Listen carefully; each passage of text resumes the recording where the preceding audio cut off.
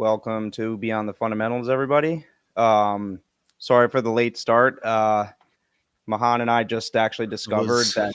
my fault, unfortunately. Well, we actually kind of just discovered. I didn't even know this, but when we had set the time, in I'm in Eastern Standard Time here in Connecticut, and Mahon's in Dublin, and we had just had our spring forward time, so we went forward an hour a week ago, and Mahan and I had already planned out the time a few weeks prior, so we didn't take into account that Ireland apparently hasn't.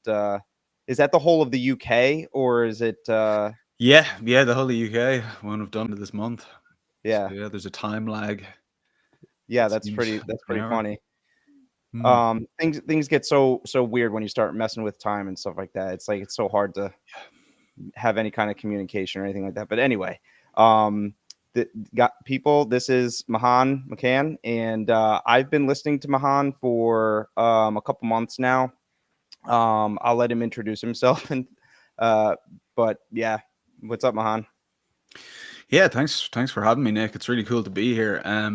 Yeah, so I'm a philosopher by training, BAs in philosophy.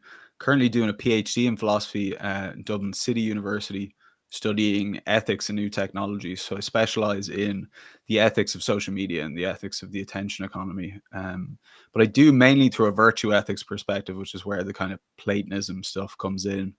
And then outside of that, yeah, I do a lot of online philosophy stuff. That's where I do my podcast. I have a Substack, the Wisdom Dojo Substack. Really trying to help people through the meaning crisis is the main focus of it, really through philosophy, through psychology, through a lot of the stuff that helped me personally to get, a more stable worldview. Maybe we'll talk about that a bit more as we kind of go into it. But yeah, really sharing those philosophical tools and philosophical ideas for people to get some philosophical grounding in like the crazy modernity situation that we're in, which we talked about a little bit before. Like people are coming out of legacy religions, some people are spiritual but non-religious, some people are struggling with all the different kind of ideas floating around and scientific materialism. And so I just try and do some sense making on that and connect with like really good thinkers from academia, from the internet, and try and do it in a way that's digestible to people, because sometimes ontology and epistemology and all these things can be slightly terrifying. So Yeah. that's in a nutshell, that's pretty much what I do, and what I'm interested in. So, what like as a younger person, did you see yourself kind of coming into that kind of a profession, if you will, or like let's talk about like 13-year-old Mahan. Like, were you even aware? What was your yeah? Were you even aware of like things like philosophy or some legacy religions or anything like that? When did it become like? Yeah, I think I was a very weird case study, to be honest, in terms of, because my parents raised me without religion. So I was raised as an atheist, technically speaking. Like they were both Catholic, as most Irish people are, and then fell out of religion really in the 90s, and decided to raise us without any religion at all, to decide to kind of figure it out for ourselves.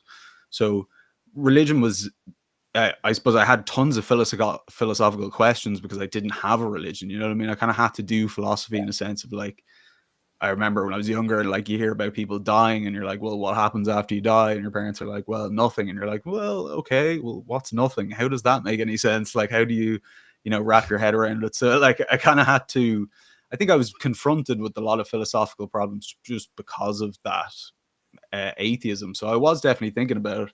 When I was 13, I was definitely getting into a lot of trouble. I was quite a bold youngster in Dublin, getting in trouble with my stupid friends, doing stupid stuff. So that was a definitely challenging growing up. But I think I turned to philosophy, particularly in university, to try and answer those big questions because they were so present for me in a way.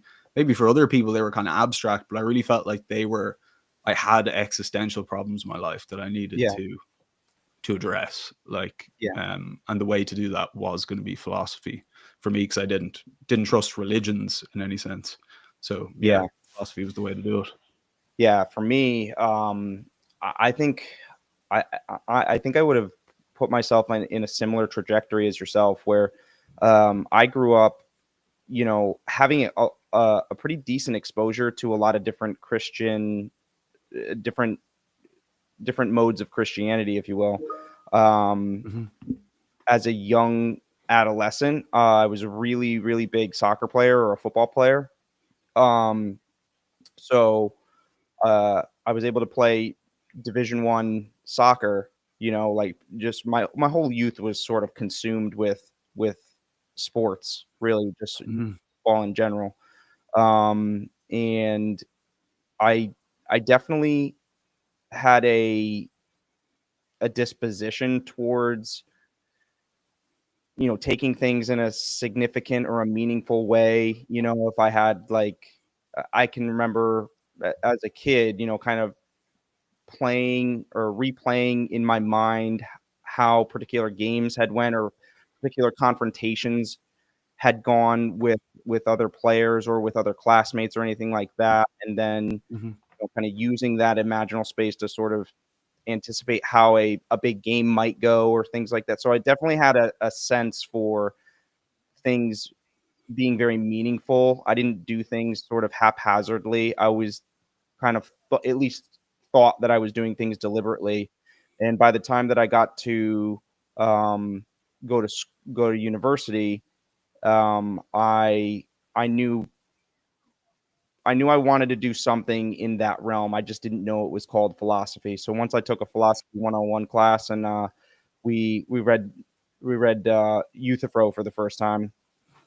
Youth, I was like, this is awesome.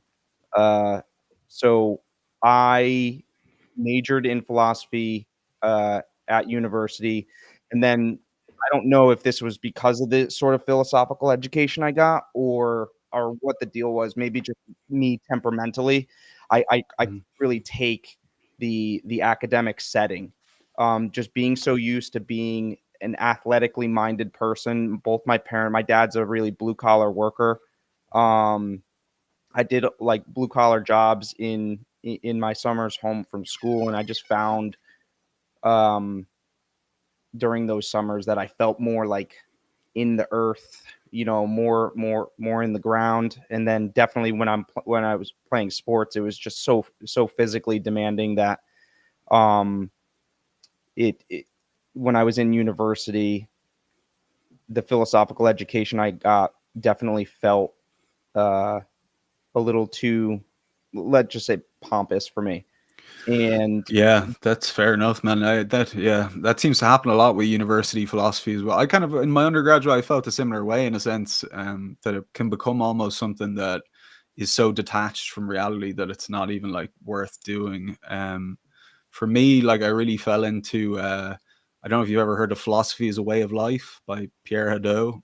This yep, kind of thinking of ancient philosophy, that it wasn't just about like abstract arguments, it was about like how you live and your character and virtues. And like a lot of ancient philosophers were like, similarly, they were athletes, they were warriors, they were wrestlers, they were statesmen, they were family, like they had real experience in life. They weren't just like sitting in an ivory tower kind of thing.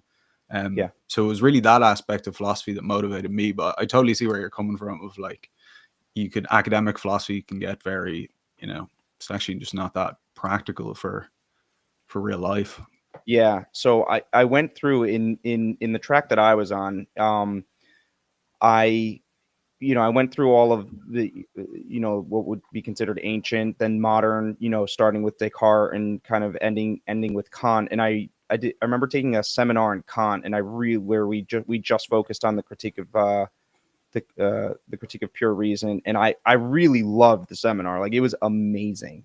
Um, but at the same time, I was also going through things in my life that were just like, this is really, these two are not connecting.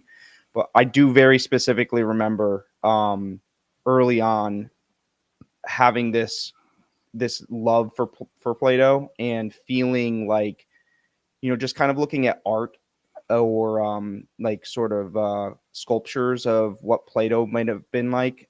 What felt really really connecting to me to him was this notion of him being like a thick or a wrestling sort of person. And for me, like even to this day, like now that I'm, it's years beyond that.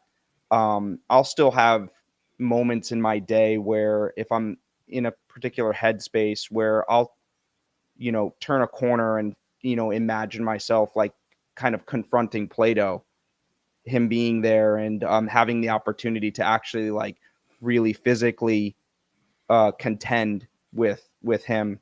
And I know that from a Christian perspective, like I got into um, uh, I guess you would call it like a more fundamentalist Christian paradigm uh, in between this space where I really got to study the Bible and look through a lot of different Christian Christian ways of expression and stuff like that. And I know that a lot of people, a lot of Christians have this spiritual exercise, if you will, with Christ, where they'll be able to kind of have some sort of imaginal experiences with that person in some way. So it's been a really really good journey for me. I just didn't really understand back then that having that kind of formalized experience with philosophy or an act that it would kind of like at least plant the seeds or at least give you the exposure to even reading a dialogue. So like Pierre Hadot's, it was really not until I kind of came across John Vervaeke's work where he kind of, I feel like he kind of gave me permission to really fall in love with Plato. And then reading DC Schindler, I'm just like, oh my gosh, like Ah, I've you know outstanding. Like so powerful. Yeah, I've had 3 conversations with DC now actually, which have all been like really brilliant. I had a similar experience with Plato in terms of as an undergraduate, like I just didn't. I mean, I read Platonic dialogues, but they didn't really strike me, and they weren't like that interesting or anything. And then obviously I went off. I did creative writing, so I would write a lot of fiction. I was writing a lot of stories, writing plays. I had plays performed in Dublin, and I kind of turned away from philosophy and went the more dramatic side of things, like towards mythology and stories, because it felt like there was more like wisdom in that in some sense than a lot of the like academic philosophy. And then it was coming back to Plato, I realized he could fuse those together in a sense, almost more like the biblical writings, where it's like there's a mixture of story and philosophy together. Like him writing in dialogues isn't a mistake in a sense. His drama, the perfection of drama, is philosophy for Plato. yeah So he ties those together in a way that when you can plug into that, I think it's just like the levels of meaning are so much more powerful than what you'll get in just a treatise of philosophy. Like even the symbolism of like the Republic, the first line of like Socrates goes down to the Piraeus, like obviously because he goes down because the Piraeus is below Athens, but also it's like the philosopher going down into the cave, and he is in this world of appearances, and he's meeting the sophists that don't believe in truth or reality. And it's like there's this dramatic quality and literary quality to it that just like when you can plug into that, you're like, whoa, okay, there's yeah really deep stuff going on here that I missed on the first reading, yeah and that's why I think exactly. Plato's so special. Like, yeah, Yeah, I'm gonna try and do the best I can for the remainder of this conversation to try not to talk about every single thing, that's like in my mind that I want to talk about with you, because just let all it of the go, man. reference. We have time anyway. I mean, if people are happy listening, yeah, I got I no think, plans. yeah, with that notion of fusing that the coherent the coherence of the narrative order of things. I think John Vervaeke does a good job of uh, delineating 3 orders of that need to be kind of in place to sort of have a coherent ontology. Being the normative order, nomological order, and narrative order. And I think what you get in a Platonic dialogue, and this is something that I've been trying to gently kind of push towards, or at least offer or present to fundamentalist Christians, is that when they grow up kind of having those biblical stories and having that biblical training, they kind of see the world. It like kind of provides the landscape, or the salience landscape for them, in a lot of different ways. But what I see is that without the Platonic dialogues, without having an understanding, or not even an understanding, just kind of like merely participating with them, you miss out on so much stuff, including the nomological order. Because I mean, even implicit in the dialogues, like when what I see is like when Plato wants to go for like a killer blow, or at least kind of like establish something as sort of more of an objective or a an absolute, he'll Mhm. make the move towards geometry, because there's axioms, and there's clear definitions of things, and so he'll move into a mathematical nomological sort of um, space, in nested inside of this drama, of this narrative, with characters and emotions and motivations and different things like that.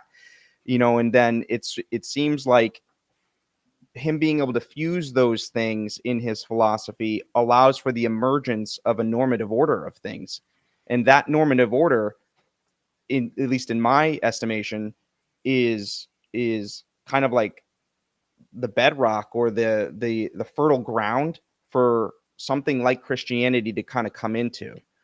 So Christians kind of inherit this normative order Totally. that Plato kind of, you know, set the stage for, at least. Yeah, I think they're talking about the same thing a lot of the time. I mean, at Plato, like the church fathers, a lot of early church fathers were very Platonist, like Origen or Augustine. Like they were all Platonic or Neoplatonic philosophers. It was kind of the worldview of the time that they were in, and so it's hard. It was hard not to be. And also, I mean, for me, because he mentioned like the nomological order, the narrative order, the kind of, which is in Vervaeke's language is a worldview, and he describes the meaning crisis as having the loss of those three orders: the loss of a coherent worldview, the loss of a purpose or a narrative, and then the loss of a hierarchy of kind of a normative development that you can follow, basically, that you know how you're getting better and how you're getting worse. And I think by going back to Plato, you can see them really clearly. Like he really has an ordered universe in a sense, or a moral universe that was the founding vision. And I mean, Plato synthesized a lot of like Parmenides and Heraclitus and Pythagoras. He didn't just pull it out of nowhere. But yeah, just somebody said in the comment section, Gregory of Nyssa, I mean, is unbelievable. And so I think, yeah, Plato is he's the opposite of the modern like scientific materialist, nominalist, reductionist kind of nightmare that a lot of people, for myself particularly in the meaning crisis, is like has made it very hard for people to engage with religion or spirituality again, which is necessary for the transcendence in the worldview of like, if the world is just this flat ontology of like just a world of objects and we're an object and there's no transcendence, there's no invisible, there's no constraints in that sense, then there's no meaning either. Like it is connected in a sense. And I think Plato offers a way back into that. When you understand the Platonic worldview, it's very, I mean, you'll see the connections with Christianity immediately. I was actually reading book 2 of the Republic today. I don't know if you read where he talks about the perfect injustice happening to the most just person, and he's describing it as like the worst injustice would happen to the most innocent person who's the most just person, and he's describing that they'd be tortured, they'd be humiliated, and then finally they'd be crucified, and that this would be the biggest injustice. And I was like, he might as well be talking about Christ in like, Yeah. 400 years before it. Like, it's unbelievable how he anticipates really. Obviously I Yes. think Christianity perfects what Plato's like. Plato isn't the finished product, but there's certainly the footsteps of Christianity already in Plato, Yeah. I can't remember which is which super cool. dialogue it is. It might be the Theaetetus, or I'm really not sure, but you can see Mhm. in a lot of the dialogues how there's these prefigures of Christ, where I think Socrates actually is I'd say Um, Socrates himself is a kind of y- prefiguring of. I mean, yeah, he's a martyr in a sense, yeah. I mean, even for the at all truth. of the orders we're talking about, in a narrative sense, I mean, he goes through and gets accused by his own people and gets condemned to death. There's that Yeah. narrative order is there, in terms of the uh, the normative order of things. It's the same thing. He's kind of like got this poor. He's not very wealthy. He's very much disliked by a lot of the aristocracy, if you will, just like Jesus. So even the steps of the trajectory of his narrative, or his narrative sequence, you see so many parallels. And I again, I can't remember which dialogue it was, but he was basically asking his interlocutor to delineate for him the perfect person, or something like that. It was Mhm. something revolving around that, and it was definitely kind of like pointing the person towards Christ. When John Vervaeke did his After Socrates series, I remember him having a talk with Christopher Mas, one of the dialogues with Christopher Mastropietro. They had come out with this like bombshell of a statement where I think Chris said something to the effect of, "We're trying to use the eyes of Socrates to find Christ," something like that.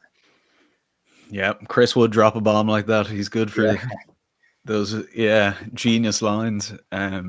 Yeah, I totally agree. I mean, something that led me. I mean, I'm getting baptized as a Catholic this Easter, which is an interesting, maybe. Like I'd obviously was raised as an atheist and was really opposed to Christianity in a sense, and through Platonism and understanding the Platonic worldview, I was like, oh my God, this is, the metaphysics of Christianity. I was really wrong. I mean, what Plato talks about as the good, DC Schindler argues, the good is what Christians call God. Like it's the same thing. And so, the way Plato argues for it is very philosophical, I suppose, in a sense, and can provide a philosophical art. I mean, for Plato, the good, I don't know if you've read in the Republic, the good comes up in book 5 and book 6.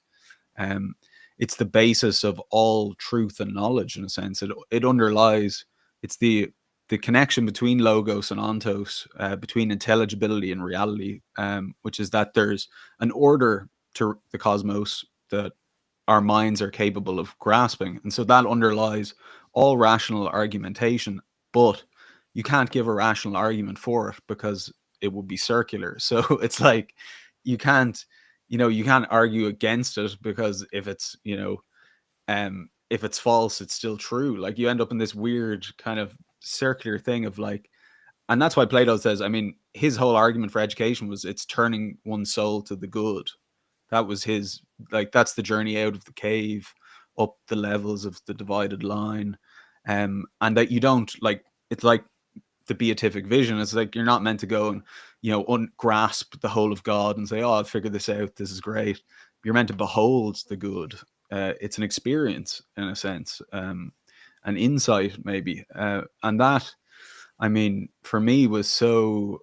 It was intellectually reassuring in a sense of just like there's this bedrock to all intellectual stuff that almost takes you beyond just these arguments and argumentation that's more spiritual in a sense.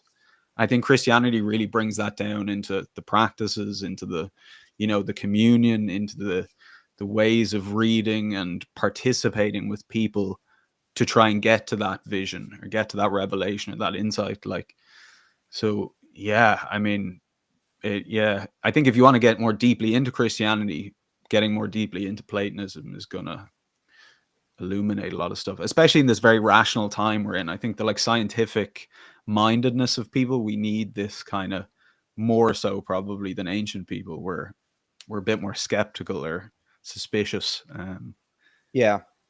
these Yeah. things. I just kind of had this thought while you were talking that I haven't really had before, but it seems like one of the things that Christianity is lacking now, is that really, really, really strong notion of reason. And um, like, so I guess in a narrative sense, what I'm trying to say is that what Christianity doesn't have is a Socrates. It doesn't have somebody who can be a stand-in for the good and defend truth through the mode of reason. So we kind of talked about this in our group session last night. um, I kind of introduced to the group how DC Schindler's notion of how the truth is sort of defenseless. However, because we have this very I have this very strange relationship to the notion of truth, and the degree to which I can like fracture that framing and try and make it into a more malleable and like flowing understanding of what truth is. It Hmm. is definitely proportional to the degree to which I can uh think Socratically.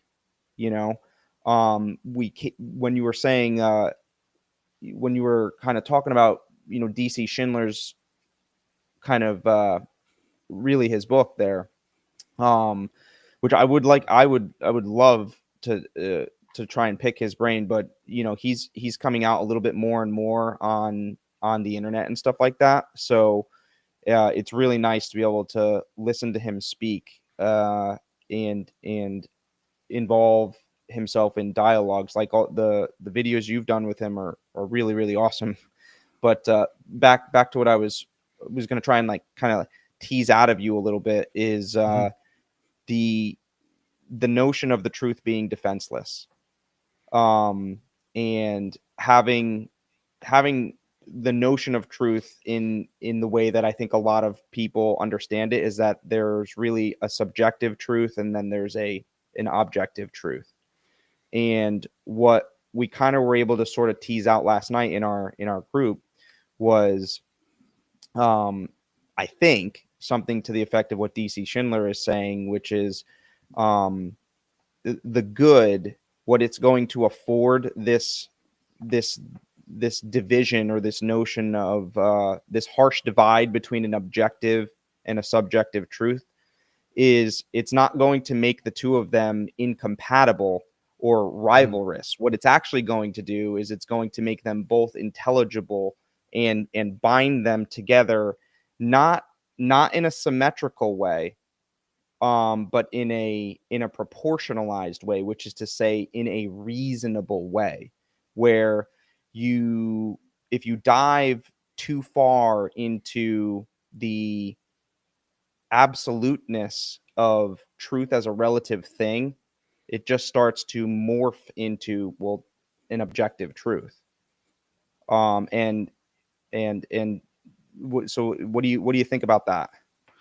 Yeah, I mean that's I actually had did a podcast last night with I don't know if you've ever seen Footnotes to Plato, Yeah, Matthew I've been David watching Siegel. Matt Segal for like years, man. So you did a Yeah, second Matt's conversation with the him? second conversation with him. Yeah, literally on the Cool. nature of truth, like on this topic, because that I think you're 100% correct that there's an emerging notion of truth that's probably more like the ancient version of truth, really. That's like Heidegger's truth as aletheia, or disclosure, which is like an unconcealing of reality in a sense. I think DC Schindler, he has this kind of dramatic notion of truth, that truth is more like the insight a character would get as they progress through a story, as they kind of develop. It's like truth by transformation. Whereas scientific truth is like you have a method that you apply and you subtract the individual as much as possible, in a sense. It's like a cookie cutter kind of industrial thing that you can put through and you sift out truth at the end. This is very different. This is more like an insight that you get from undertaking a journey, essentially, as you learn what things are real and what things are not real, and you can discern better to see like more clearly into reality. Um, Plato has what's called a virtue epistemology, which is that your character essentially reveals reality to you. If you think about Plato, it's like he has this tripartite division between lovers of wisdom, lovers of honor, and lovers of pleasure.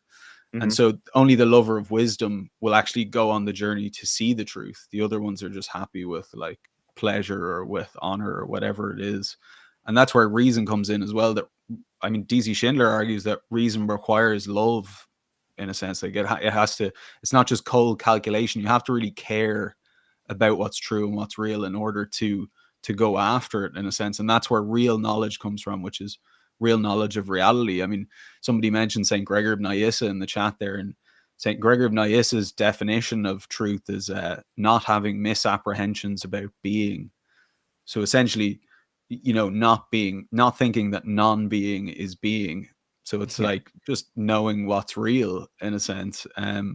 But that, yeah, this participatory, that's what Matt describes it as, a participatory notion of truth, or truth as participation, which involves a kind of risk, a journey, a pursuit. Like it's like hard won wisdom and insight that you can't really just have a method for that just like pukes out facts. Truth isn't just facts. It's not just information. It's something much more than that.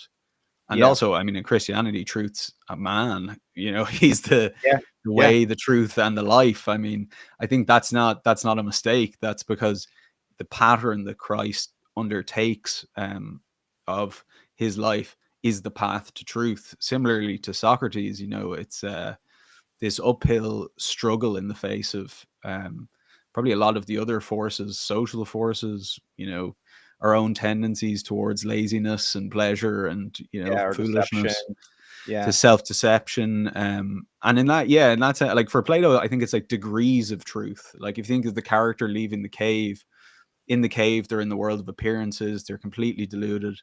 And then when they start going a little bit out of the cave, like you see a little bit more. Like when you see the fire, you realize Yep. the shadows are created by the Yep. fire. That's a real insight into reality. And then you can go a little bit further than that. You're blinded by the light, you recover until you get this vision of the good at the end. But like the good's in the cave as well. It's like there's truth all the Yes. way down. It's like Yeah. every bit along the journey is progress along degrees of truth. And we don't finish that. I don't think it's not something you can be like, oh, I've got all the truth and that's the end of it. But I do think there's a revolution in thinking on truth happening now in these kind of internet frontier and Yeah. in philosophy. Yeah. Yeah. So I've been working on this thing. I think you'll be pretty interested in it. Just given your background, and like some of the writing that you've done and stuff Mhm. like that. Um, you know how Jordan Peterson, he came out with these like really like psychologically significant renditions of the some classic Disney movies, The Lion King, Pinocchio, stuff like that. Um, a couple years ago, I watched The Hunchback of Notre Dame, and the Disney movie that came out in the 90s, like late 90s. Like late 90s Disney movies are just like awesome. Totally. Um, but I noticed a lot of patterns. I was actually reading Pierre Hadot's Philosophy as a Way of Life at that time, and I noticed literally almost frame by frame of the animation how I think that The Hunchback is not a story necessarily of like like a coming of age story or anything like that, um or this like really super deeply archetypal story like the Lion King of like how to remember who you are and take responsibility for that.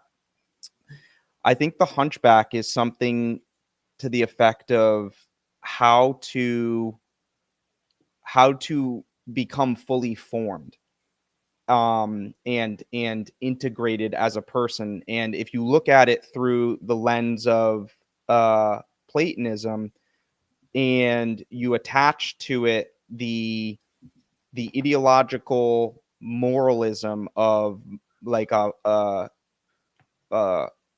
of Christianity. Like so in Christian fundamentalism, like once you get to like kind of Augustine, and then you see Augustine's connection to Martin Luther. Martin Luther is an Augustinian monk, and he's very much concerned with a lot of his own sinful nature and what he can do about that. And then he kind of maybe not maybe haphazardly brings in the notion of free will a little bit too prematurely and starts to get really mixed up with a lot of that stuff, and um in some ways, can make a big mess of things. um but in the Hunchback, what you see is you see this medieval theologian or theological figure of Judge Frollo, and what he does in the very like prologue is he chases a woman holding a baby, a gypsy woman, which is a woman that doesn't belong in the city of Paris, because the gypsies are sort of tricksters and selling all kinds of vices from things of pleasure and stuff like that. And she goes to the steps of Notre Dame, and then he strips the baby from her and then murders her right in front of the steps there. And so if you interpret the females in that movie being Quasimodo's mother and the character of Esmeralda as wisdom personified, then what you see is that the basic tenet is, if you don't provide wisdom sanctuary in the soul, then it will cause you to be half formed, Quasimodo. And then once you are half formed, there's this overarching uh, idiomoral tyrant over you that will prevent you from actually providing the proper orientation towards wisdom, which is Esmeralda.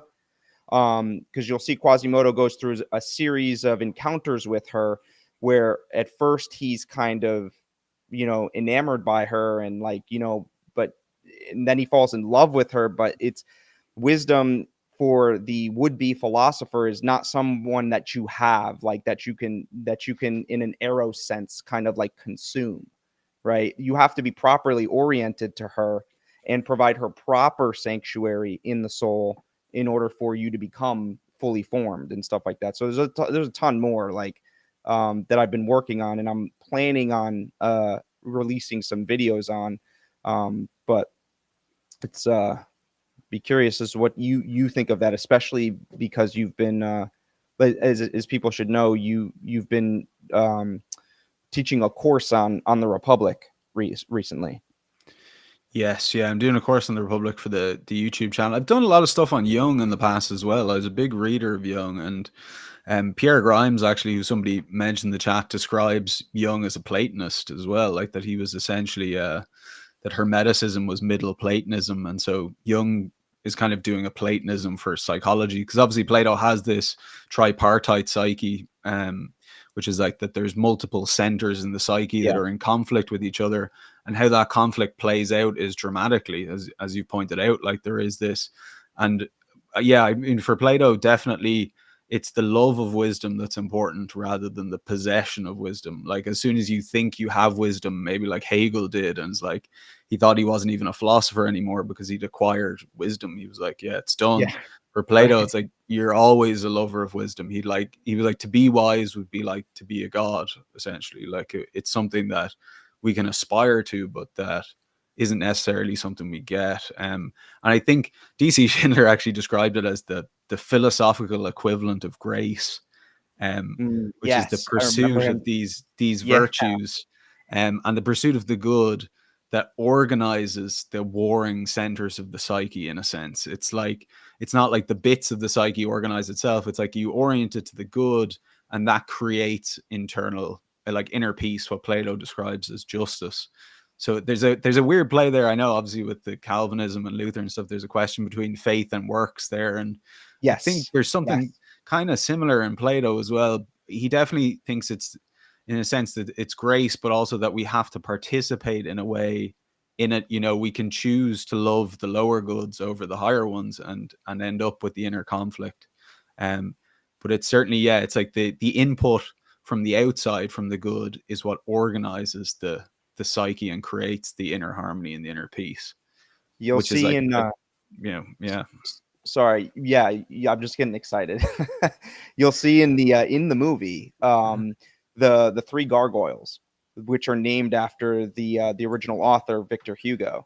the three gargoyles are actually exact representatives of those three layers of the soul. There's the fat one, which is representing the stomach, is always the one who's encouraging Quasimodo to sort of have that more Epicurean kind of like hedonistic kind of. He's the one who encourages him to go down to the market into Topsy Turvy Day, which is Mardi Gras. And then you have the chest, the larger figure who's the chest. He like the most pronounced aspect of that of the animation is his chest, and he's always sort of kind of cautionary, like maybe you shouldn't do that, and this, that, and the other thing. And then you Mhm. have the third gargoyle, who the head is the largest figure in the animation, and that one is sort of kind of like the balancing of the two and trying to regulate, obviously representing reason and stuff like that. And you'll watch the way that the three gargoyles interact Mhm. throughout the movie, are analogous to what of Plato's ontology of the architecture of the soul, Jung, and then Freud as well with the id, Yeah. ego, and superego. It's I'm telling you, man, the movie is really crazy. Yeah, and I think I mean that's such a good example of like that universal structure that Plato identifies comes up like throughout every. I mean, in some sense, because it's the basis of the virtues as well. The four cardinal virtues map onto the tripartite psyche. So, like obviously, reason, the functioning, the optimal function of the virtue of that part is wisdom. Thymos, the optimal function is courage. The Yeah, appetite, the optimal function is temperance, and then the yeah, relationship between them is justice. So it's like, and those four virtues are the cardinal virtues, which the Latin means hinge. So it's like all moral actions hinge on these four virtues essentially. I really think Plato was getting at something biological. Like it's the first theory of the psyche, so it's the first cognitive science anybody ever did. But I think he really hit on something that's like so universal in his, like that's what he's trying to figure out, is universal human nature and then a universal morality from that, which is the cardinal virtues. And obviously in Christianity the cardinal virtues are also in the first of the seven theological virtues.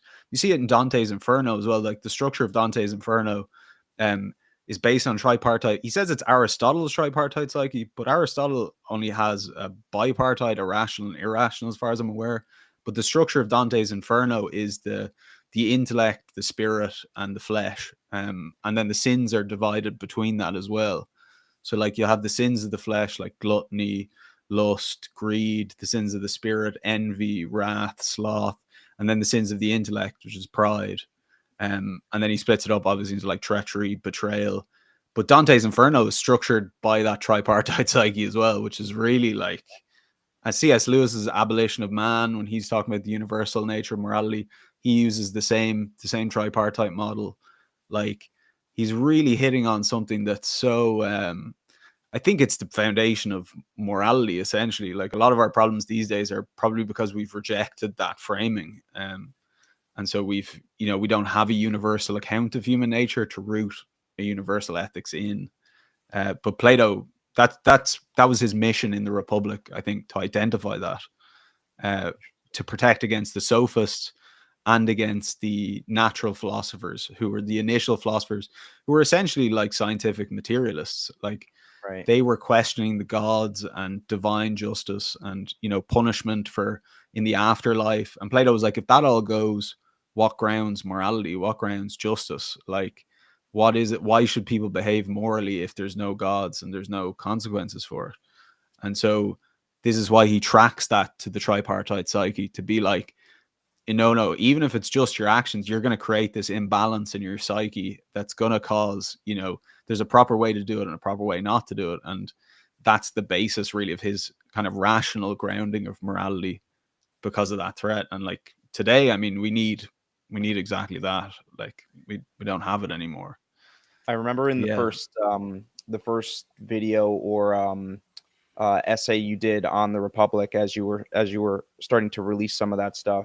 You came out with like something I had really never considered. That you kind of like really clearly delineated the axial age, and what you called like the meaning crisis of the axial age, where they were kind of going through a similar pattern to what we might be going through now, which I hadn't really made. You kind of just think back to the axial age, and it's like this golden age of human transformation, technological and social and political transformation, and all that stuff.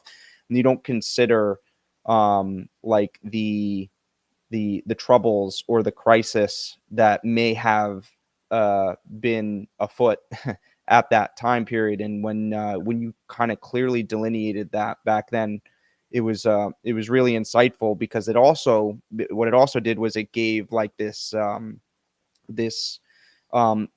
appropriation, permission for this like kind of character appropriation to now, where we can access um, a little bit more richly what those people may have been going through, and kind of Yeah. maybe try to apply it a little bit more succinctly now, and maybe who knows, come up with some kind of a solution. And I think in that regard, another thing that's super relevant to you is how technology will play a role in the success or failure of getting over whatever crisis we're going through now, because you do some work on that as well.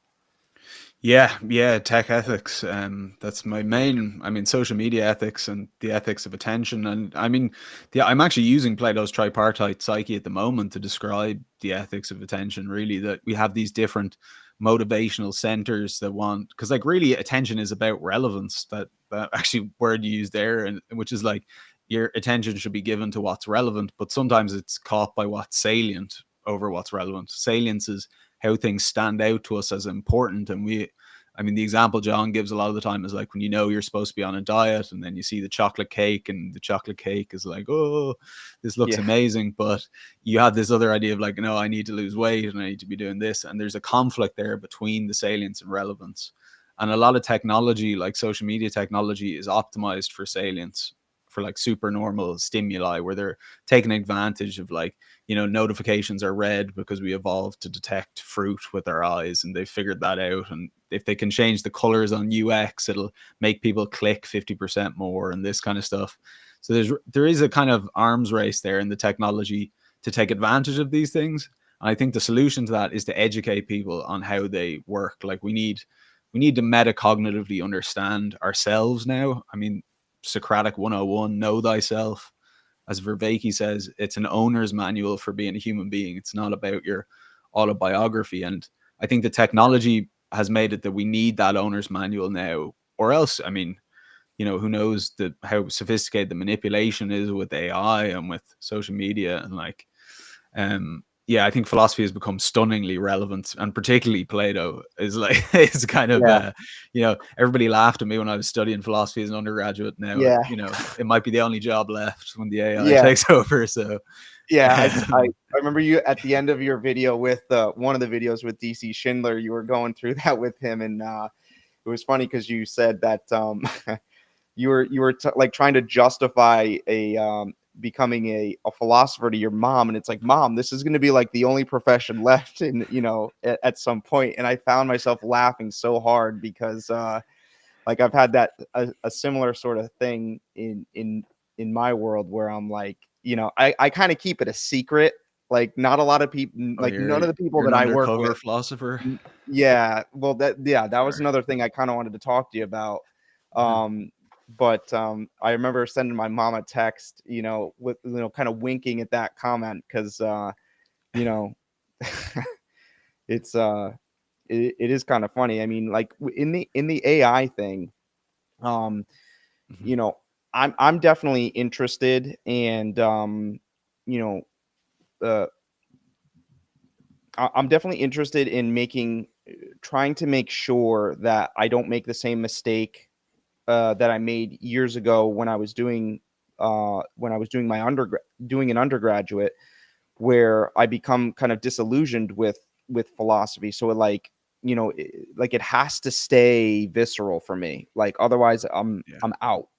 And I find it, in my job, I have a very, very physically strenuous job. I deal with like a lot of uh, vehicle accidents and like large vehicle accidents, like tractor trailers and stuff like that are either overturned, and then we also move a lot of like industrial heavy duty equipment.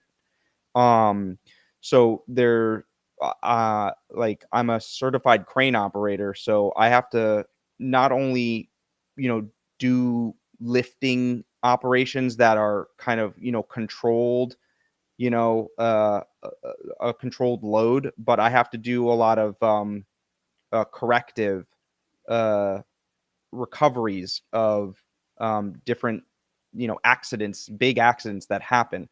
Mhm. And recently, I mean, the job is great because it is a very visceral job. Like, what it feels like to go out at 2 o'clock in the morning in the middle of a snowstorm and, drag hundreds of pounds of chain and wire rope, down an embankment to try and upright something. So there's this physicality to it. Um, and that, to me, that feels so embodied, and having the affordance of something like a Platonic philosophy to uh help me understand and help my body and my meaning making machinery like understand what I'm really doing. I'll like say to myself, like I'll tell my fiance all the time, like I'll show her a picture of one of the trucks that I drive, and it's like, I'm taming dragons. I'm taming dragons out here, because I mean, like when you look at the anatomy of the truck, it's like it's got this huge long snout with antlers, and then it's got this boom on the back that looks like a tail, and you're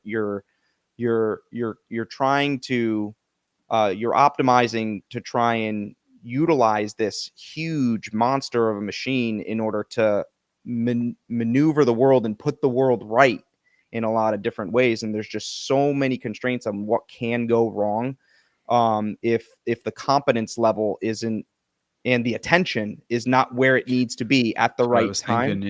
Yeah, attention is seems essential in that, man. And And so it what really, I've done yeah. recently, a couple weeks ago, I had purchased a drone, and so I've been using this drone to aid me in a lot of these recoveries and a lot of these different scenarios where, and it's been a complete game changer, like for me at a cognitive level, because what I'm able to do and like the things I'm able to consider um and kind of uh pay attention to now is totally changed. So like the safety of the job goes up, because I can Mhm. see more. The efficiency goes up quite a bit, and the best part is the meaning of it goes up, into another level. So like I'll have a situation where there's, some kind of casualty down. I'll get the wrecker kind of set up where I need it to be, and then I'll shoot the drone up, and then I can have the screen right here, and the wreckers you can control, like, physically on the wrecker, like you have your hands on the levers and stuff, or you can operate it remotely, and there's a big difference between those two. But having the drone there and being able to operate it remotely, like you can watch this whole thing happen, and put your body in this very, very meaningful and uh, adrenaline producing situation. Sounds like you can get another perspective on it as well, and a kind of top-down perspective. Because I Yes. really think that's Plato's like solution to relativism, is that he's like we're all stuck in our little perspectives, like our umwelt, our world, but through dialogues and through taking on other people's perspectives and through getting a higher perspective, we can get to the best perspective. And the best perspective really for him is like this overview of like being able to see all of the bits essentially, and that's like how we get to truth pretty much. That's for Plato, because like for the sophists, like there is no truth, there's no way out of our individual world. So as DC Schindler points out, it's all manipulation, it's all competition, it's all like, you know, if there's no truth outside of me and you, one of us is going to win and the other one's going to lose, and then that's, you know, that's the whole world essentially, is this war of all against all. So like getting to that higher perspective in a way is like the way out of that Plato Mm. suggests. And I guess you're doing a physical way of actually getting to like other, and it sounds like high intensity as well, like that you need,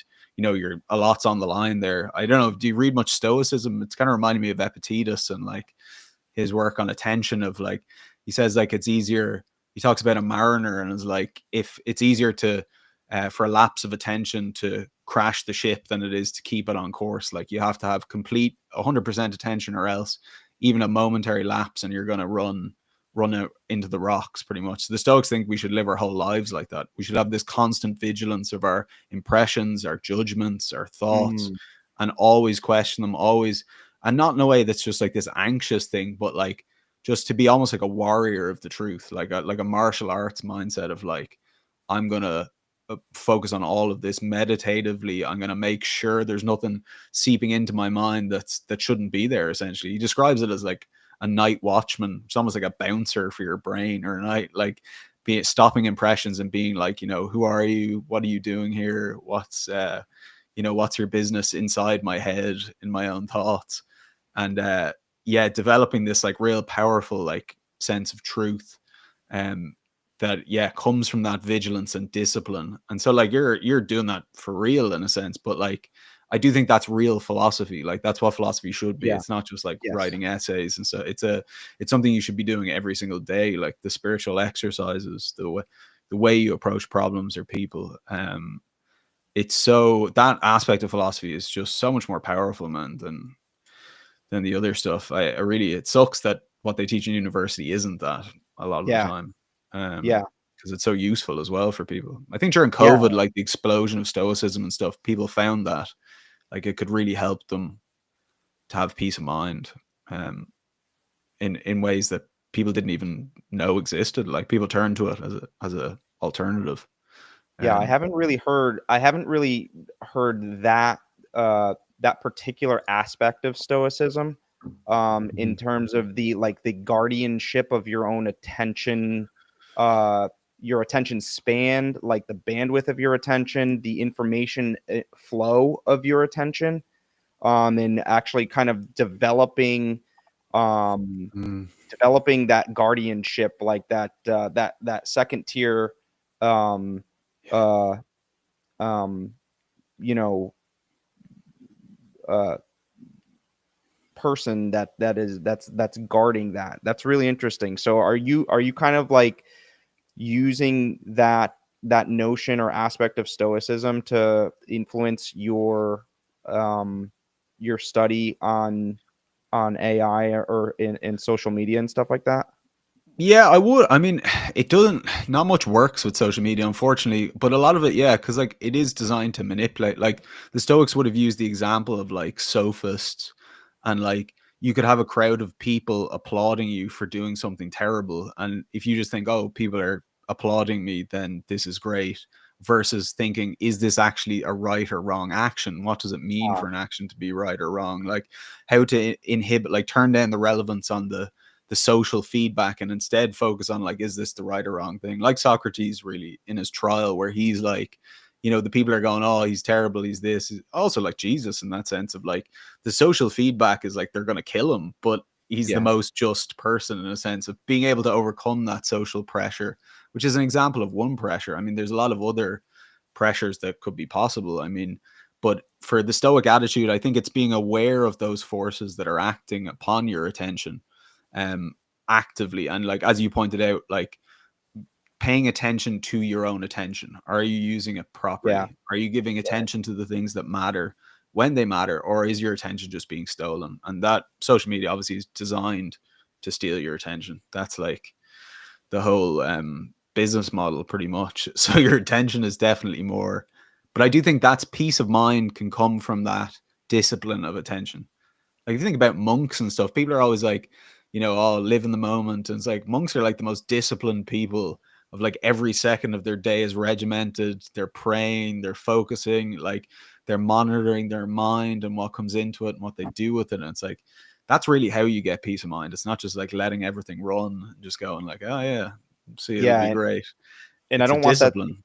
Yeah, I don't want that to be mistaken too, because there's this other aspect of stoicism, which is like the conformity to what's happening in front of you or to nature.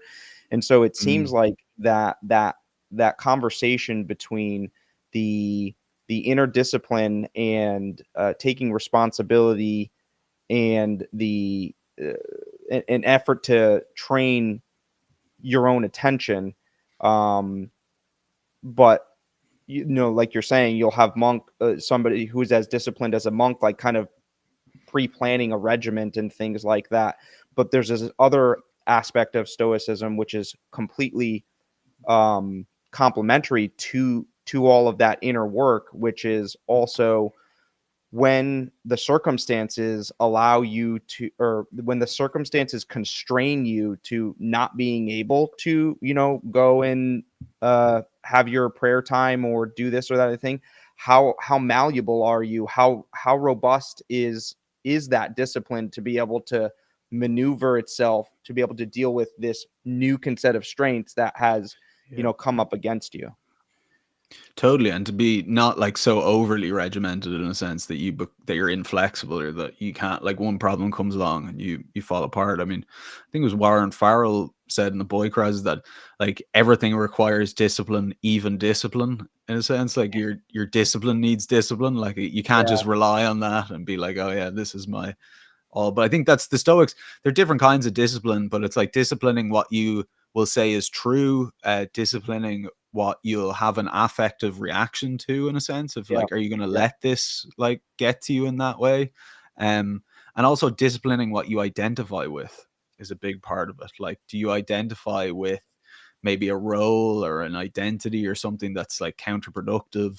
When I was younger, I really identified with the role of being like a party guy, like showing up in college, like, woo, let's party. But then you end up drinking too much and you get a hangover. And like me identifying with that role created certain constraints on my behavior that was actually self destructive. And so sometimes we put ourselves into these roles that are actually, going to have bad consequences for us. So the Stoics would recommend paying attention to that and being like, is this actually a good role? Is this what I should be doing? Socrates, I mean, Stoicism is like trying to internalize Socrates, really. right. That's what John describes it, the religion of internalizing Socrates, or Yeah. the philosophy of, yeah, turning them into So technologies. one of the main differences I see between like a lot of the notions that you're kind of putting forth here, with regard to a philosophical way of life, versus uh, this idiomoral beginning that I think a lot of fundamentalist Christianity is introducing to people, Mhm. or at least that some people that I know are growing up in, is this difference here.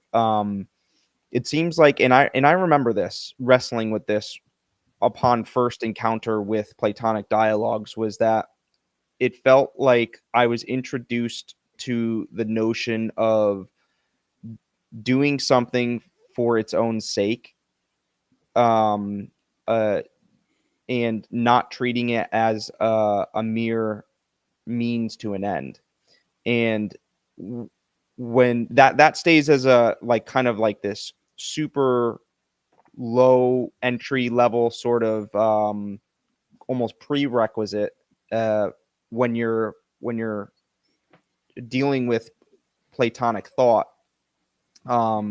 It's like there right at the outset, like, I mean, in some ways it's kind of the question of the Euthyphro dilemma, like, yeah, do the gods love piety because it's pious, or is it pious because the gods love it? It's like the first introduction to Platonic thought is, can you wrestle with the motivations that are propelling you? Are you a slave to them? Do you have the ability to actually kind of take them off and look at them? And I think that for a lot of Christians, I don't think they're introduced to that very early on. I don't think they're really allowed to, or afford the opportunity to wrestle with that notion. And importantly as well, like, if, after you read the youth row, it's kind of, there's no answer. There's no answer. Like, the whole point is to kind of, have to wrestle with this and uh deal with it.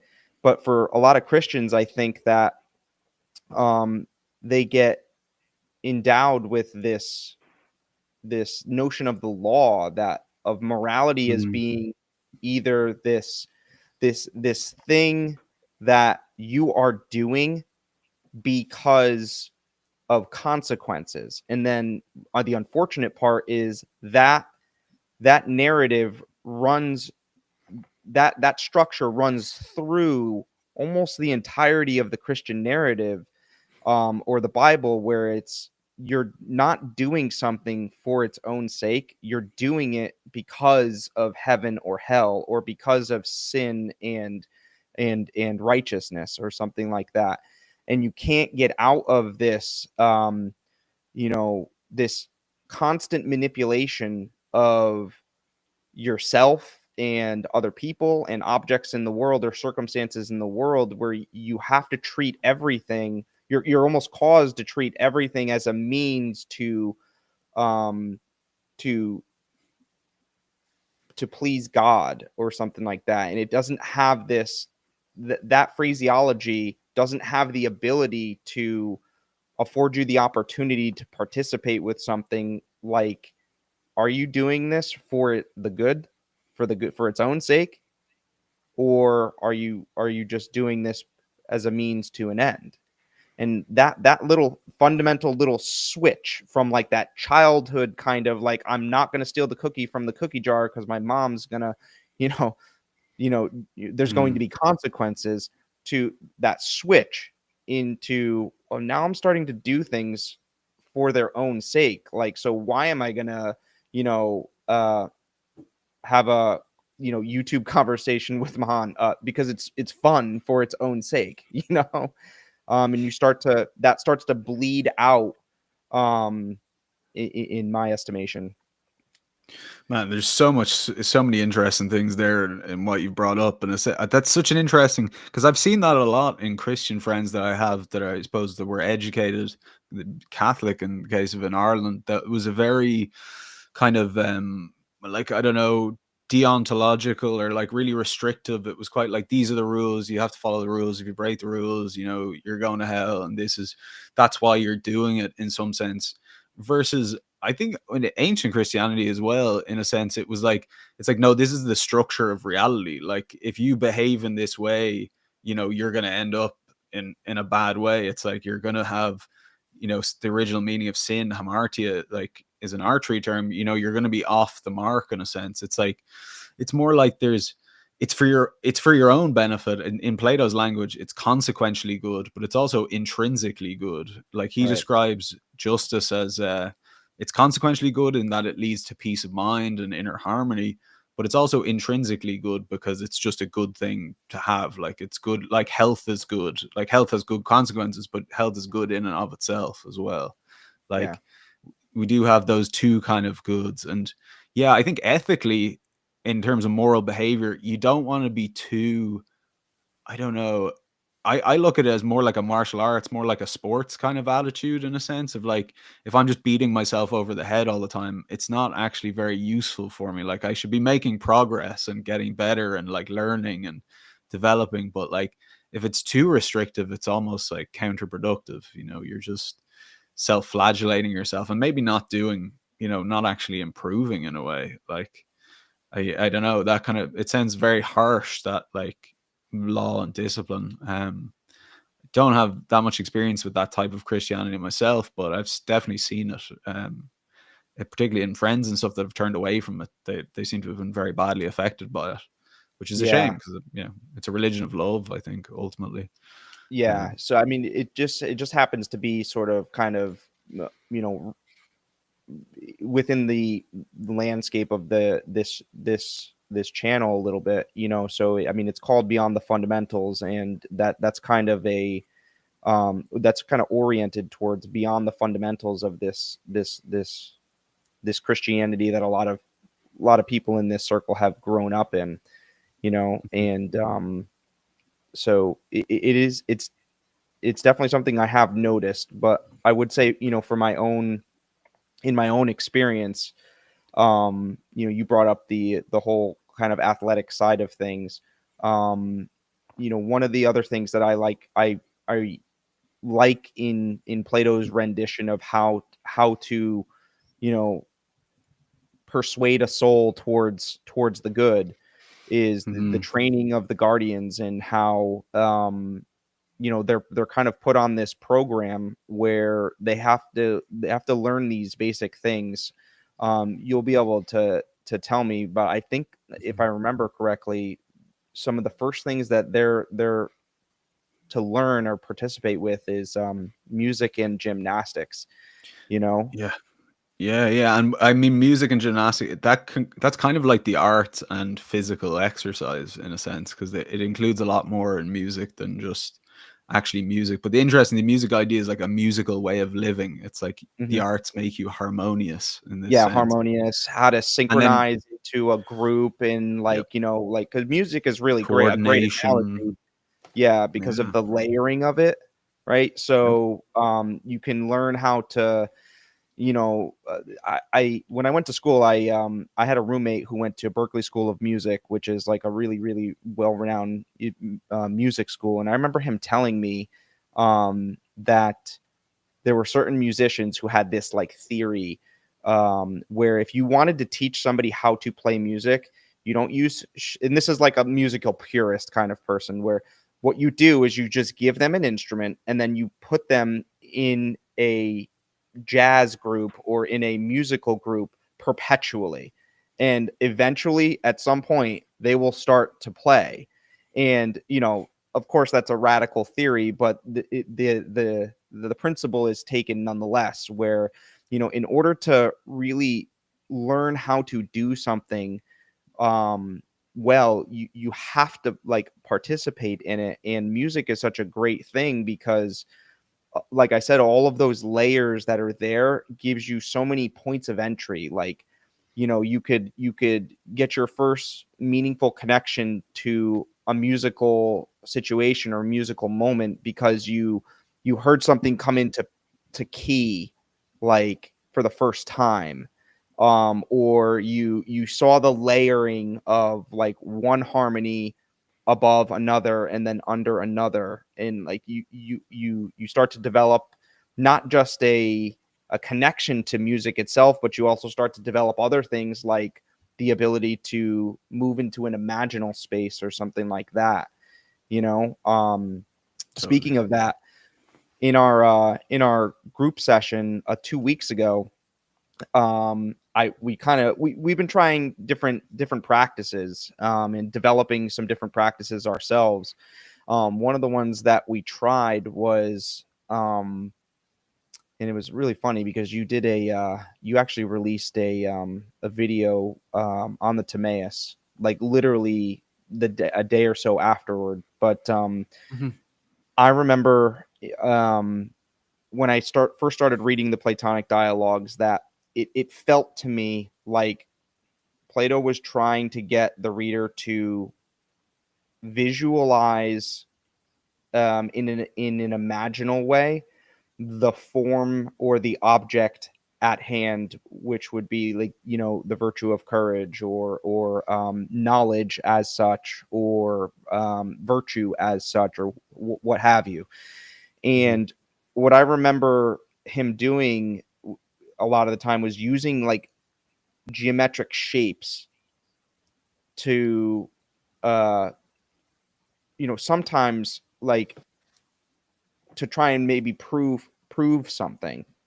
But what I usually got out of it, not being super mathematically minded, or what, uh, a good mathematician at all, but I got a lot of enjoyment out of trying to follow the the shape at hand. So like when Timaeus is describing the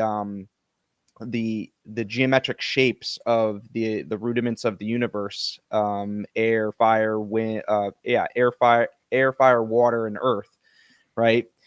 There's like pages of this imaginal movement of, you know, at the hypotenuse there's a square, and then the square, if it's turned this way, is like, so it's kind of like training you to think imaginally in this way. And what we had done as a practice was have everybody, instead of, like meditating or doing something like that, because I mean, personally for me, I don't ever break out time to like sit down and meditate deliberately. But well, like what I will do is um go, bring my mind through exercises like this, and it's not like deliberately an exercise to me. It's more something that I sort of just do extemporaneously or spontaneously.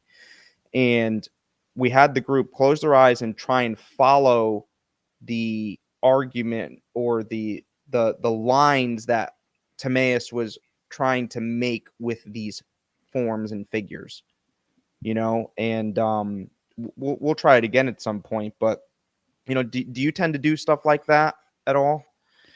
I do. I mean, I do a lot of different kind of spiritual exercise. I have a Dialogos practice that we've been doing for since 2021, really. So we did John Vervaeke's original Dialogos course.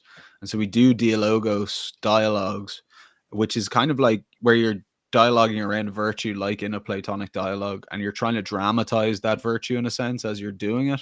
So like if you're Yep. talking about courage, at some point you'll try and feel what is courage in this dialogue, you know what I mean? You'll try and recognize it and then like presence it for the group. And we add meditation into that. We do a bit of circling, some vertical alignment, different kinds of contemplative practices. I mean, I pray every day. These kind of non-propositional activities are so important, I think, to spiritual development. And I suppose figuring out what your ecology of practices, which is John's language, is going to be, in a sense. Like, you don't have to do all of the imaginal exercises. Now some people struggle with like visual imagery, and so something like trying to Right. picture that might be really difficult and just like not that productive, whereas a different kind of contemplative exercise might work better. But um yeah, I would do some of that. And then active imagination, Carl Jung did a lot of that for creativity and for writing. I mean, because I write a lot of stories and stuff, so you're visualizing the story and the characters and how things are going, and you're plugged into that imaginal space in a way that's pretty nourishing, I think, if you never plug into it. Um, but yeah, that would be the only kinds of those exercises really that I would do. Yeah, because it just seems to me that, like, I don't really remember a time in my, adolescent to adult life where I wasn't kind of instinctively doing things of this sort. And I do, for anybody that is around me that will have would read a Platonic dialogue or something like that, I try to encourage a lot of the fundamentalist Christians that I know to engage with Platonic dialogues, because of the richness of what they'll cause you to do, or at least what they caused me to do. And it wasn't just, Mhm. again, like this intellectual thing. It may be at the surface, but it commands, I think, like when with how like pedantic or like meticulous the characters are. Like when you really think about it, it's like there's pages and pages and pages of these people trying to define something, and really really really hunker down on exactly what they're trying to drive at. And it takes uh it takes time to for a lot of people, I would imagine it takes time to sort of develop the attention span and the the bandwidth of cognitive capacity to follow an argument. I mean, even to this day, like I can't sit down and just, read some of the dialogues, Yeah. without reading 1 or 2 pages and being like, okay, like, This you is know, this is difficult, and it's some are hard. better than others as well. I think. I mean, the Republic has an interesting balance of that.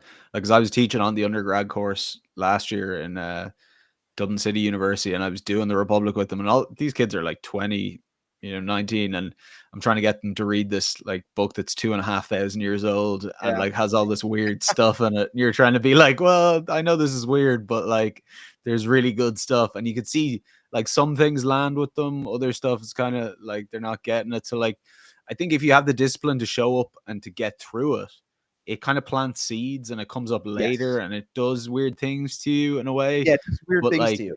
it does weird things where it's like you would have never thought of things in that way, or even being able to reason. It has an effect on that, but it is hard. Like they're not pleasurable reads. Like they're not Yeah. gonna be. You know what I mean? Like the Yeah. dialogues. Because originally they were like, are they like plays? But like if you put one of them on stage, man, everybody would fall asleep. Like it would be the most Yeah. boring thing Yeah, I've of always all thought that. I'm time. like, why Yeah. can't I just go on YouTube and watch people, like Yeah. enacting Platonic dialogues, and it's like, or just go That'd be down to the cool local somewhere. theater.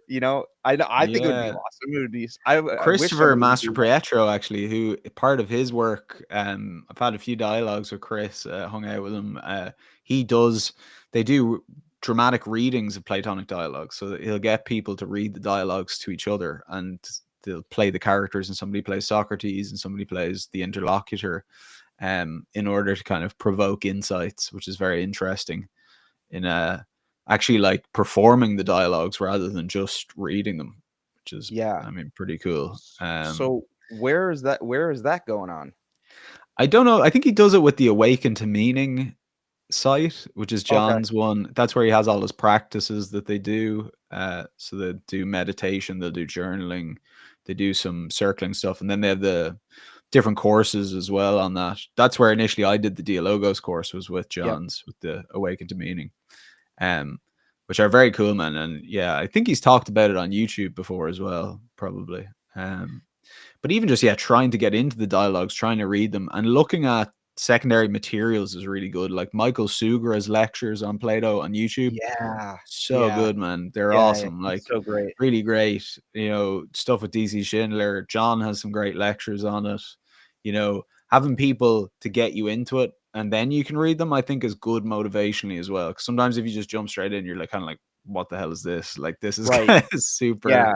complicated. Like, Chris and John are doing some thing on Moby Dick, right? And mhm, they released a video, and Chris said something to the effect of like, John wants everybody to, like read the book before the course so you're familiar with this. And Chris is like, I remember when I was in school, like, I kind of like didn't read the books, He's like, but I did notice that if I had a professor or I had, somebody who kind of hyped it up beforehand, then I yeah, read it. And like, cause I wanted, yeah, like, it had this enchantment to it.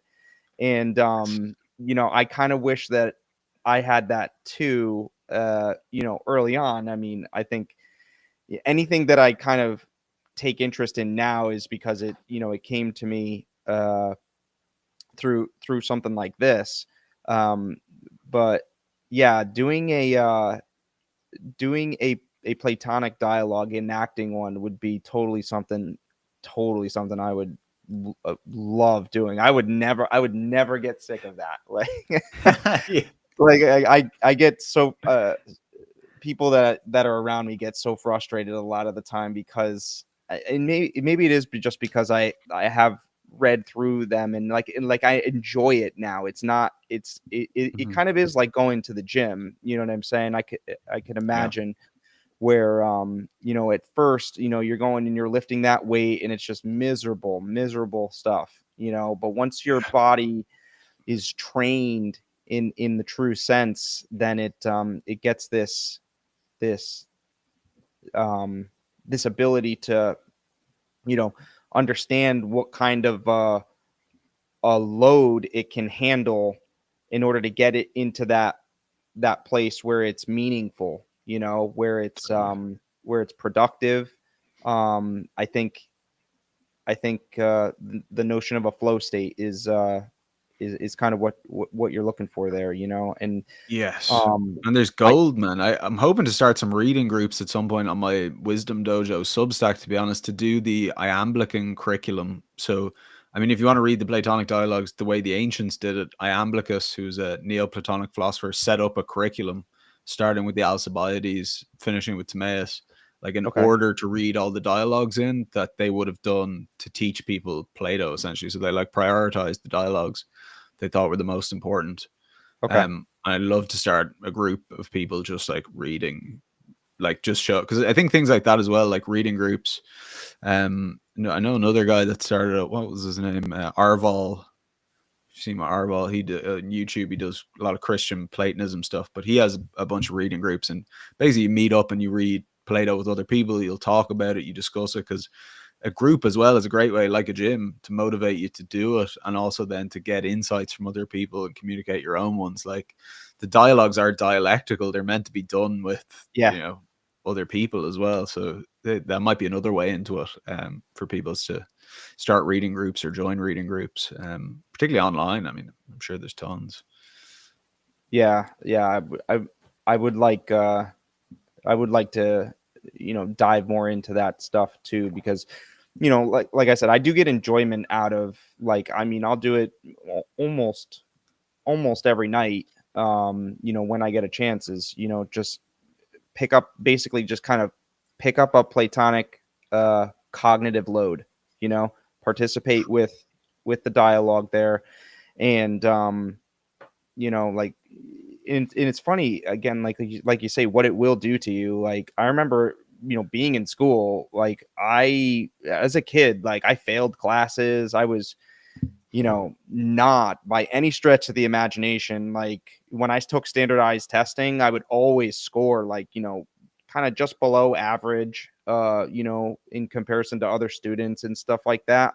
I would have never thought in that time that by the time I got to be an adult that I would, um, number one, even be able to comprehend anything that was going on in something like philosophy, never mind actually, like, really enjoy it, and in some ways, um you know desire um to consume it and let it metabolize. I think, I mean, I've got to say it. I mean, I've spent years at this point studying the Bible. Like, I know the Bible pretty well. And I just have to say, the Bible has its function for me for sure. But I don't know why this is. When I read a Platonic dialogue, it has this a much more potent, transformative um, capacity, and that's just for me. When I come out of the Bible, um, it just hasn't had the same. It hasn't had the same affordances, for me personally, and that's not a dig, because it has its its place for me for sure. But I've just been trying to encourage more people to engage with these dialogues and just kind of like see what happens. Yeah, I think you can do both as well. I mean, John says that, yeah, if you like Western civilization, if you put it on 2 feet, one would be the Bible and the other would Yeah. be Plato's Republic or the complete works of Plato. Like it would be, they really work well together. I mean, I think the reality, there is obviously differences. I mean, Plato's very elitist in a sense. The Greeks are always very elitist. Like they don't have the everybody's made in the image of God thing. They're quite Yeah. like hierarchical in that sense of although Plato I think is getting there, like he's getting towards agapic love and but it is just earlier, it's 400 BC or whatever, so it's um but in a sense for me anyway, like understanding Platonism helped me get into Christianity in a way that was like really profound and intellectually like just got rid of all my critical voice in my mind, which was always a barrier for me with Christianity. I was really opposed to it in a way that it was like, this isn't true, it's not real, this is all, made up nonsense or whatever.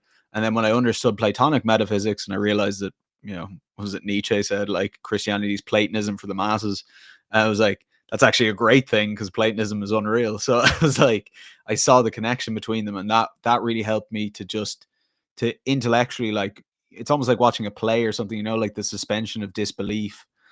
So you can actually participate in it. Like if you have that questioning gap in your mind of like, is this good? Is this, you're worried about it. You can't really participate fully in the mass and the rituals and the practices, and for me, intellectually understanding Platonism and understanding Christianity allowed me to do that. Like it got me over those intellectual hurdles. And I had a lot of intellectual hurdles as a radical atheist. So, I think for Christians, there's a lot of benefit there. Oh, just lost Nick. Seems to have disappeared.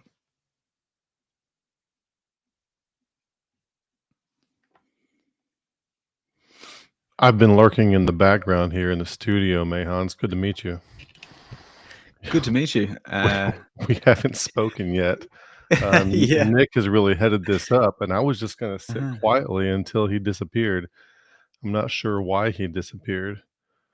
Possibly some internet troubles, maybe. Yeah, he's out there in Connecticut. You never know what happens. I noticed that what you're talking about seems a lot to do with it's all practices, like read the books or do these practices, do these readings, do these things. But if you look at the way churches are structured today, it's all about like the ontological framing and what you're supposed to believe, less so than anything participatory. And I don't know if you ever thought about that, or if you have any thoughts about that. Yeah, I think it would probably depend on the that church, wouldn't it? Where I go, I mean, there's an element of call and response, of reading the gospel, of prayer and movement and song, and I suppose they're all kind of embodied attentional practices. Like you're taking different perspectives on yourself, you're taking different, you're speaking to God, you're asking for forgiveness. There's a whole it's definitely a different imaginal space than I would be outside of church, in a sense. Right. And I wouldn't have been able to do that as an atheist. Obviously, when I was younger, I couldn't even walk past a church really without having a very critical mindset about it. But I think there's probably levels within Christianity. I don't know. I don't know. Like I've never been to a Protestant mass or how any of that would work. If that has the same kind of practices as so I think Catholicism. I may be going way off course here, but if I look at probably what was salvageable about Catholicism before the Protestant Reformation was a lot of the interactive practices and the participation that happened. And I almost feel that the Protestant Reformation brought more, maybe corruption isn't the right word, but more stultification than it's almost like it added some more wrongs rather than taking it back to right, if that makes sense. So on the non-Catholic side, a lot of us don't really call ourselves Protestants, but it's from a fundamentalist standpoint, it's really all about what you affirm to be true, but nobody's really transforming and becoming anything that is better than anything they were yesterday.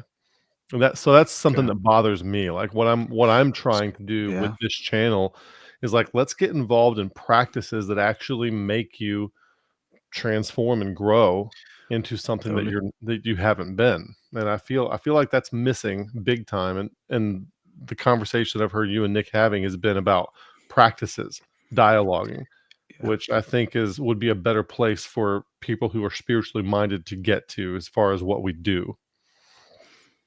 Totally. I think it's about a transformation. Like I think that transformation has to take place. And if it's just about propositions and like asserting particular beliefs, I mean, I know people are atheists and they're like, oh, I just don't accept that belief system or something like that. Right. And I don't even really think about it as a belief system, to be honest. I mean, there are I suppose certain beliefs in it, but it's also a set of practices and technologies to transform your character to have these insights into what's real, which is only possible by doing it. In a sense, it's like that doing it. gym analogy, like you can think about going to the gym and go, oh yeah, I'll get ripped if I go to the gym, and this will happen and that'll happen.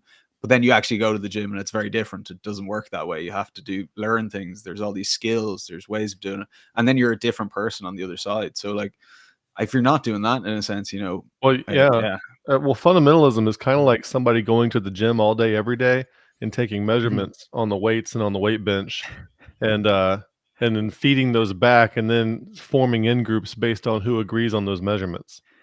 But nobody's lifting any weights. Nobody's lifting any weights. Yeah, that sounds unproductive, to say the least. Yeah, to say the least. Absolutely. Yeah. Anyway, I kind of butted in because we lost you, Nick. But No, I can't believe that's so awesome. I was like kind of freaking out because I just lost internet for a second there, and then I was pleasantly surprised to see that you just were right there to catch it. I didn't want to leave him here by himself. I was gonna start taking questions from the audience, but I was gonna. Yeah. I'm gonna let you two get back at it. But thanks for coming on while I'm here. It's a pleasure to have both of you. I'm gonna back out and let you continue your conversation. Mahon, I don't know how much time you got left. I was gonna start wrapping up, and yeah, totally. A few minutes. Yeah, if you want to finish up, if there's anything you're thinking about. Thank you very much. I've really enjoyed this conversation. It's been super cool, man. I appreciate it. Yeah, I'll be sure to make sure that just pay attention to what's going on over there. If I'm watching the Wisdom Dojo and reading the stuff that you're putting out, and really appreciate the work you're doing, and I'm really, really grateful that you came on, and I hope maybe as I'm gonna try and work through some of the stuff I've been working with, like especially with the hunchback thing. I think I think it's kind of helpful to maybe use that kind of an animated sort of movie in order to introduce people to these things, because it has this kind of playful element to it where it's kind of inviting because it's cartoony and all that stuff. But as I'm watching that movie at this point, there's all of these things that there's sort of this cascade of insights that are helpful to me, and I'd like to see if it's helpful to other people, so totally. And and it's deep stuff, like and in terms of the Wisdom Dojo, I have a podcast coming out next week with DC Schindler, a third one, so I'll send that on to you, man. I'm sure I think it's one of the best conversations I've ever had in my podcast, for sure. Yeah. Like, okay. he is astounding. It's on Platonism, so yeah, you might be interested. So have you been reading DC Schindler has kind of brought me into Eric Pearl and stuff like that, right? So now I've been starting to consume a lot more Neoplatonism, and I do you see yourself going in that kind of a direction as well? Yeah, I would have read Plotinus. I haven't read a huge amount of the secondary, like Proclus or Iamblichus. So my reading of Neoplatonism is pretty cursory, to be honest. But yeah, totally. I mean, I'm big into Christian Neoplatonism and really Christian Platonism. So I'm reading the Church Fathers and a lot of those guys at the moment, particularly Saint Gregory of Nyssa, who fuses a lot of that together as well. His book On the Making of Man, The Image of Man, is kind of a rewriting of Plato's Timaeus as a Christian version of it. Okay. So yeah, I'm definitely in that kind of early 1st, 2nd century Christianity / Platonism mode at the moment. Okay. I'll be sure to stay in contact with you about this, because I'm suspicious about this. I came years ago. I came across a this philosopher, Forrest Landry. Yeah. Okay, so have you looked into his imminent domain metaphysics at all? No, I don't. I've no of Forrest. I've never met him or anything. I've seen a couple of his conversations, really, but no, I wouldn't be familiar with it. Okay. Well, so on this channel, we've been kind of taking a very, very haphazard, and I'll just say shamelessly. We've been trying to dive into his imminent domain metaphysics, and a lot of the channel's participants and viewers have been getting a lot from it. And basically, what it is, and again, I'll just say this shamelessly, um, is it seems like he's trying to make a metaphysics that's grounding all of reality into this movement, which is the notion of a bonded triad.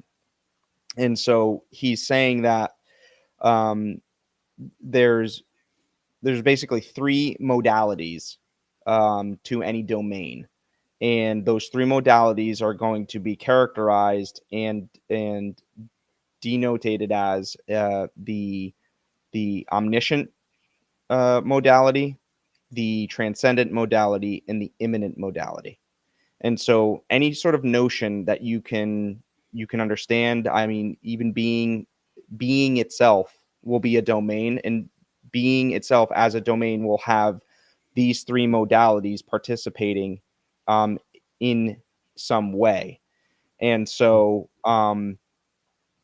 it's definitely the type of metaphysics which is sort of Platonic in a sense, where the only way to really, really, really understand it is to actually participate in it, and in a lot of the times in a dialogical way participate with the notions that he's getting at.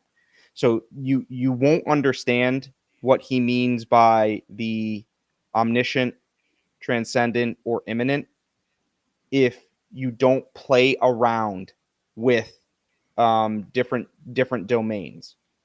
Um, my suspicion is, well, let me just give you a quick example of one. Like one of the domains that I got early on that allowed me access into understanding more of the domains was um, um, the bonded triad of simplicity, complexity, and clarity. And so what in that domain, this is kind of in a domain of I guess you would call like systems analysis or something like that. Hmm. When you're analyzing some kind of a system, uh you'll have people making, having a perspective or making claims on the simplicity of that system. You'll have a view that is, part of the complexity of it. But what this metaphysics is really good for is like breaking you out of a Cartesian dualism, or a binary way of understanding all these things, because he'll introduce a third into the domain, and in this case the third is clarity. And so what then when you look at those three, you just kind of you try to understand which modality each notion is holding. So in this particular domain, the um the simplicity would probably hold the omniscient domain. Think of it as like kind of like the whole encompassing, the oneing of it. The Hmm. complexity would hold the transcendent domain, um, where if you're going to make the system more complex, what you're going to be doing is kind of moving in some way, like zooming in or zooming out, like in a transitioning sort of way, making it the transcendent modality. And then the clarity is the immanent domain, because the immanent domain is always the the domain that is, basically kind of affording the other two, right? So when you're talking about systems analysis or something like that, the notion of clarity will be contrasted. I'm sorry, the notion of simplicity will be contrasted with the notion of complexity based on the level of clarity, right? So that's kind of just like one instance of how he's thinking through these things. And he has a lot of different domains that are like, already kind of prefigured in a way. He has like doing, being, becoming. He has there's a whole list of them. But Yeah, basically I'm really not familiar with it. I'll have to read or have a look at some of it. Like, yeah, I haven't heard I'll anything send on you this. I'll send you a copy of it in Okay. PDF form, because it's kind of hard to get a hold of. Like, like there's no book. It's just like he has it posted online, which is kind of strange. But my suspicion is this. The way in which he's understanding his imminent domain metaphysics is, and maybe this is just because I'm spending my time reading these things, but it seems very, very, very, very Neoplatonic, with the the movements that I think he's making. We said earlier on today about the how Plato seems to kind of be, touching the ground of things when he kind of comes up with this tripartite nature of not just the soul, but of like the city. And then, it's like this tripartite model is so useful. What he would say probably is imminent at all these fractal levels, so with that, I'll send it to you. Yeah, If you I'll check it out. see if it's interesting. It's been quite a ride for us. So Sounds good, man. Yeah, totally. And if people are interested in checking out the Wisdom Dojo and that stuff, maybe if you want to include the link, or you can just go to yeah, mahonmccann.com. yeah, It'll I'll go to do the that. Substack or Mahon I'll McCann uh, on I'll YouTube. I'll put the link in the description for people. I would encourage people to check out Mahon's channel and check out the Wisdom Dojo, because I think you do a great job of giving people a really succinct and coherent understanding of Plato, and in such a way that I definitely would have appreciated upon first encounter with Plato. It's really it's very enchanted. But it's also rigorous, and you're gonna sweat, So yeah, I'll hook all that stuff up, and we'll catch up hopefully soon. Really appreciate it. Thanks again, Nick. All right, man. I'll see you.